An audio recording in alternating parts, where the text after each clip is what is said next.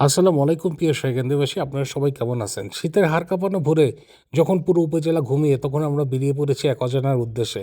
আজ আমাদের গন্তব্য সারিয়াকান্দি উপজেলার বানিয়াপাড়া চর। করিতলা ইউনিয়নের অন্তর্ভুক্ত এই চরে যাওয়ার জন্য আমরা এসেছি কুতুবপুর ঘাটে এবং এখান থেকেই আমাদের নৌকার যাত্রা শুরু হলো। সারিয়াকান্দি মানেই মাইলকে মাইল চর। এই চর মানেই বিশাল ফসলের মাঠ, মানুষের সংগ্রামী জীবন আর প্রকৃতির এক অপর সৌন্দর্য। অনেকদিন পর আপনাদের চর সিরিজ নিয়ে আবার ফিরলাম।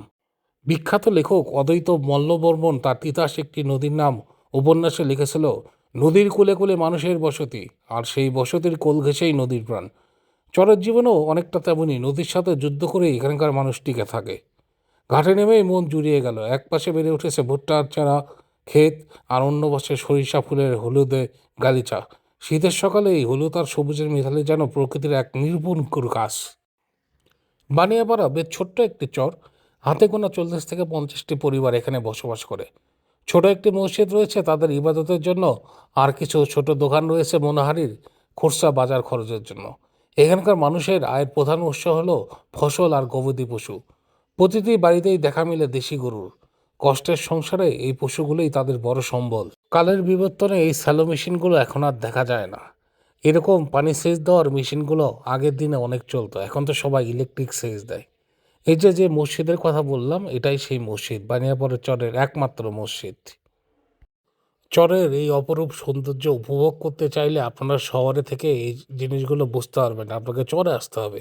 আর চরের এরকম আঁকাবাঁকা মেঠো পথে হাঁটলে এরকম অসম্ভব সুন্দর সুন্দর জিনিস দেখতে পারবেন। চরের আঁকাবাঁকা মেঠো পথে একমাত্র যানবাহন ঘোড়ার গাড়ি, তাই প্রত্যেকটা বাড়িতে এরকম ঘোড়ার গাড়ি দেখতে পারবেন। প্রত্যেকটা বাড়িতেই অনেকেরই ঘোড়া এবং ঘোড়ার গাড়ি রয়েছে। এই ঘোড়ার গাড়িগুলো দিয়েই তারা ঘাটে বিভিন্ন জিনিস আনায় নেওয়া করে। আর এই যে দেখতেছেন গরুর কথা বললাম, যে গবাদি পশুগুলোর কথা বললাম, এইরকম প্রত্যেকটা বাড়িতে অনেকগুলো করে গরু এবং ভেড়া, ছাগল, মানে গবাদি পশু যেগুলো আছে সেগুলো পাবেন। খুবই দুঃখের বিষয়, একটি যান্ত্রিক সমস্যার কারণে এই চরের অনেকগুলো সুন্দর ফুটেজ আমি হারিয়ে ফেলেছি। আজ তাই পুরোটা দেখাতে পারলাম না। কিন্তু শীতের এই চরের যে আসল রূপ তা এক ভিডিওতে শেষ হওয়ার নয়। আমরা আবারও আসবো এই বানিয়াপাড়া চরে।